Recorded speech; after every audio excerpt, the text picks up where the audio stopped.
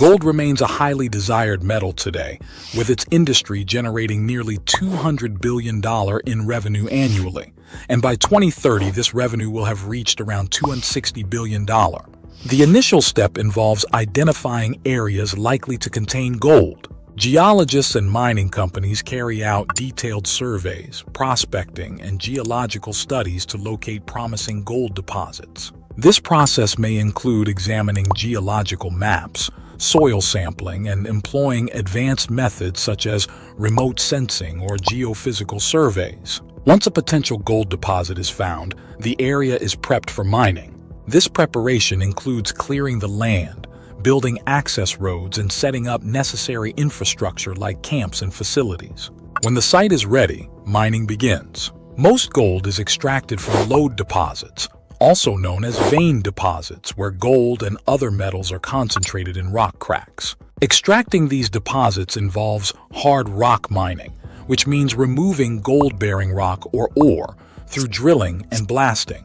Miners venture deep underground, more than half a kilometer, bringing along specialized drilling machinery. This equipment usually consists of a long-hole drill rig, which includes a drill steel, a long hollow tube, a drilling machine, and a source of compressed air.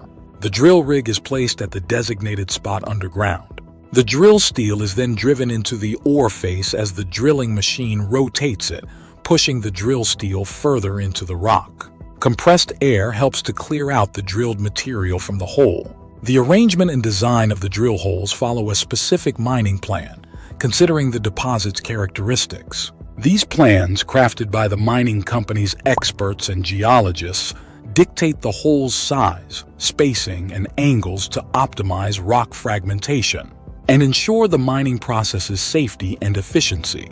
Once the drilling finishes, the next step is to get the drilled holes ready for the explosives. This preparation involves clearing out any debris from the holes and putting in place various components such as stemming material, which helps to keep the explosive force contained, along with detonators and initiators. After everything is set up, the explosives are carefully placed into the holes, and then the blast is set off from a safe distance. The explosion shatters the rock or ore, breaking it into smaller, manageable pieces that can be easily moved, transported, and further processed. Following the explosion, miners employ a mucking machine to move the ore to carts.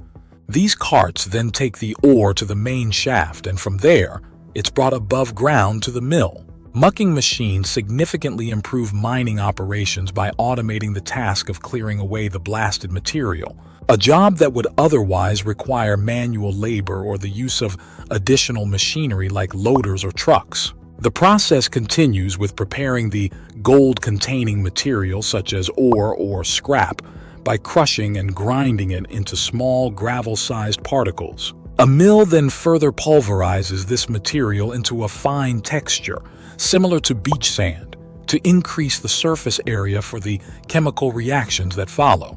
Next, a mixture of water and cyanide solution is added to the pulverized ore, which is then ground down even more into a slurry resembling thick mud. This slurry is directed into large settling tanks where the heavier wet solids sink to the bottom and the water on top is drained off to a different area. Workers then move the wet solids into an agitation tank and introduce air into it. This step, known as aeration or air agitation, is crucial because it introduces oxygen into the mix. The oxygen triggers a chemical reaction between the cyanide and the gold in the ore, causing the gold to dissolve into the surrounding water.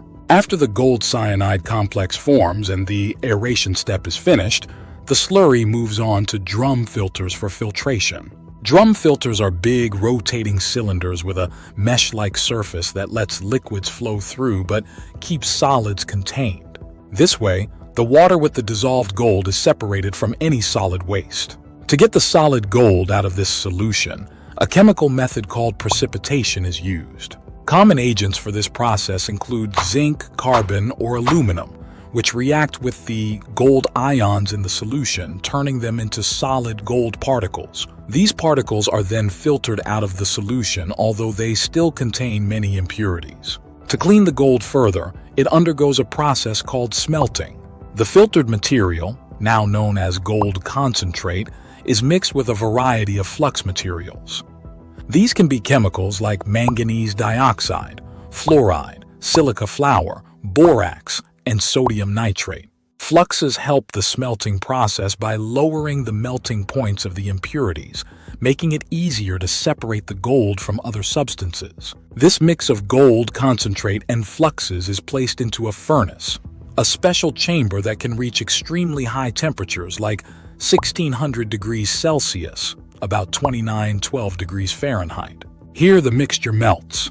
The furnace is rotated to make sure the heat is evenly distributed, ensuring all the gold separates from impurities present in the concentrate, such as base materials. As the mixture melts, it forms layers according to density, with gold being heavier, settling at the bottom, and the impurities or slag floating to the top. Workers skim off the slag, and a sample is checked to make sure it doesn't contain any gold. If gold is found in the slag, it's returned to the smelter to ensure no gold is wasted. After the gold sinks to the bottom of the melted mix, it's gathered by either tilting or pouring out the liquid.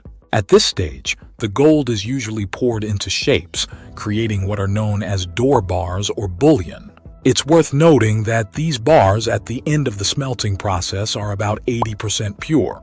To reach the international gold purity standard of 99.99%, the gold must go through additional refining steps. Once refined, the gold's purity and quality are assessed in a process called assaying. This task is usually carried out by specialized labs using different testing methods such as fire assay, atomic absorption spectroscopy, or mass spectrometry. Depending on what it will be used for, the refined gold is then transformed into various products like bars, coins, jewelry, or materials for industrial uses. It's essential to follow environmental standards and guidelines in the cyanidation process, as using cyanide can pose significant environmental risks if not handled correctly. Quality control measures are crucial to ensure adherence to these regulations, preventing the excessive release of cyanide or other harmful substances into the surroundings. Through effective effluent treatment and waste management practices, the environmental footprint of gold processing can be substantially reduced, ensuring the operation's impact is as minimal as possible.